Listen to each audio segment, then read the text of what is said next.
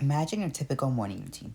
You pour a cup of coffee, maybe toast a bagel, and grab an apple to eat on the way to work.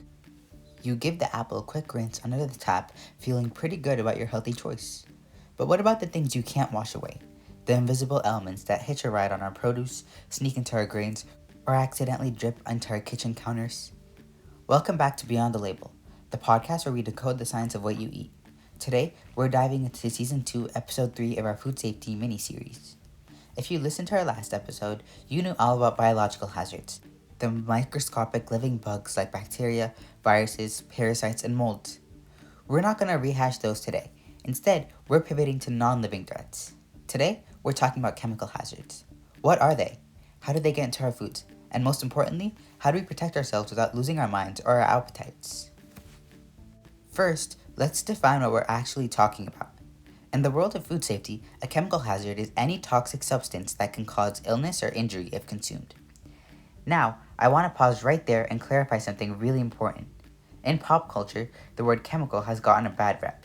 We hear things like, don't eat anything with chemicals you can't pronounce, but from a scientific standpoint, it doesn't make any sense. Everything is a chemical.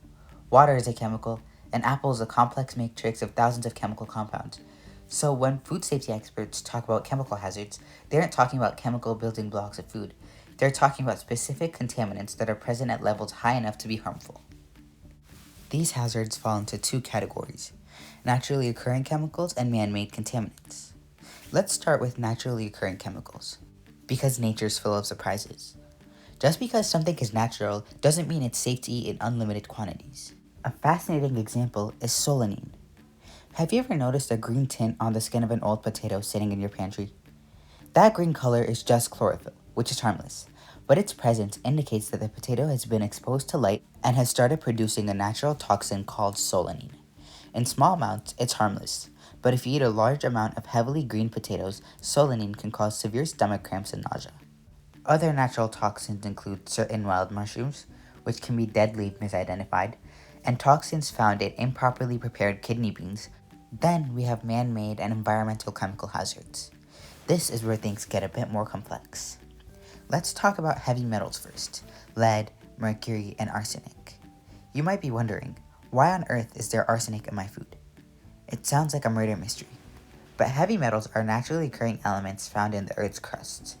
They're in the soil and in the water. As plants grow, like rice for example, they absorb water from the ground, and they take up trace amounts of arsenic.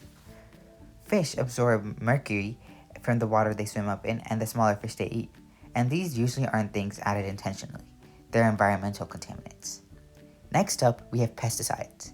These are chemicals used in agriculture to protect crops from insects, weeds, and fungal diseases. While they're crucial for maintaining the global food supply, the residues left on crops can become a chemical hazard if they exceed the safe limits. Another major category is cleaning and sanitizing chemicals. The very things we use to keep our kitchens safe from biological hazards can become chemical hazards if we aren't careful.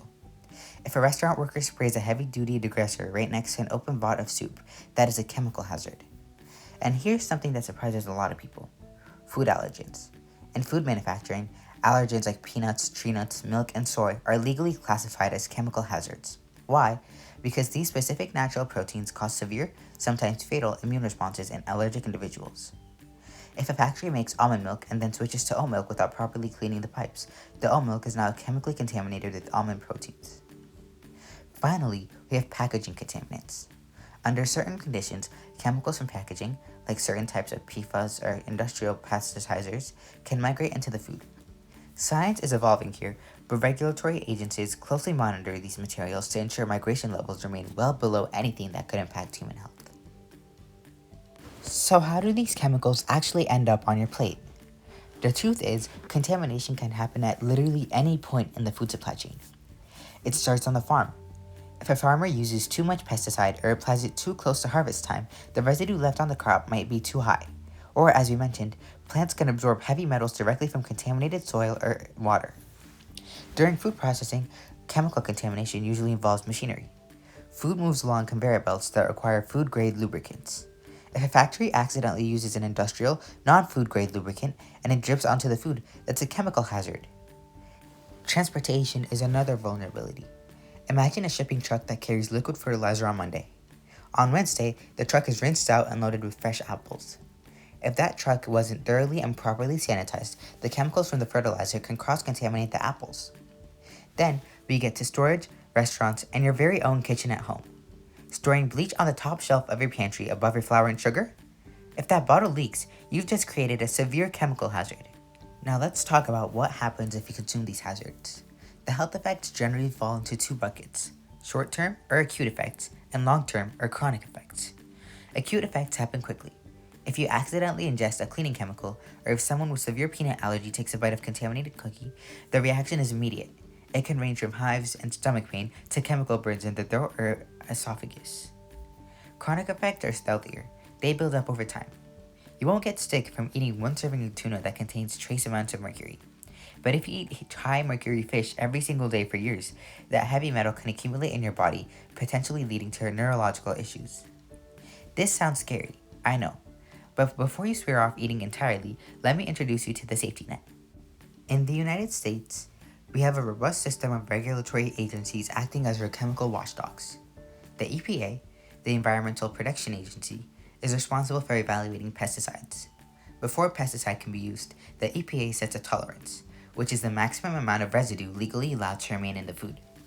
The tolerance is set hundreds of times lower than the amount that would actually cause harm to a human. Then, the FDA, the Food and Drug Administration, and the USDA, the Department of Agriculture, step in to enforce these rules. The USDA handles meat, poultry, and egg products, while the FDA handles pretty much everything else, including fresh produce. Here's an interesting fact you probably didn't know. To ensure we're safe, the FDA runs something called the Total Diet Study. 4 times a year, FDA scientists act like regular consumers.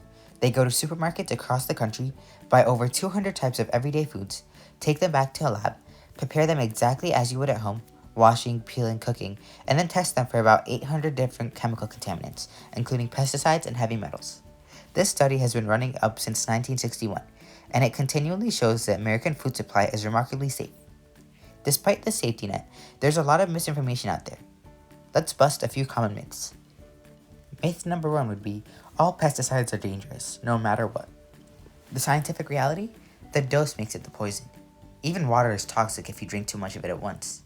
The trace amount of pesticide residues occasionally found on produce are strictly regulated to be well within safe consumption limits. Myth number 2. Organic food contains no chemicals. False. Organic farming still uses pesticides. They just have to be diverted from natural sources, like copper sulfate or neem oil. And remember, natural doesn't automatically mean non-toxic. Organic pesticides also have safety limits that farmers must follow. Myth number 3 would be, natural always means safer. We've already talked about green potatoes and poisonous mushrooms. Nature is a phenomenal chemist, and some of the most potent toxins on Earth are 100% natural. So, what can you, the informed consumer, do to reduce your risks without living in fear? First, wash your produce, and I mean wash it with plain, running water. Do not use soap, bleach, or commercial produce washes. Produce is porous. If you wash an apple with dish soap, the apple can absorb the soap, and congratulations, you've just introduced a new chemical hazard to your snack. Gentle friction under running tap water removes the vast majority of surface residues and dirt. Second, be a smart label reader. If you or someone in your family has a food allergy, always read the ingredient list, even if it's a product you've bought before. Manufacturers change recipes and facilities all the time. Third, practice safe storage at home. Keep all household cleaning products, detergents, and chemicals stored in a separate cabinet, ideally below your food items. Gravity is not your friend when bleach is stored above the baking soda. And finally, pay attention to food recalls. If the FDA or USDA issues a food recall due to an undeclared allergens or chemical contamination, check your pantry and throw the product away or return it to the store. Food safety is not about fear. It's about informed decisions. You don't need to be afraid of your food. The systems in place are designed to protect you, and with a little bit of knowledge, you can take control of your own kitchen. Next time you wash that apple, you'll know exactly what you're washing away and why you're doing it. That's all for today's episode of Beyond the Label. In our next episode, we'll be wrapping up our food safety mini-series by looking at physical hazards, things like glass, metal, and plastic. You won't want to miss it. Until then, stay curious, stay safe, and keep looking beyond the label.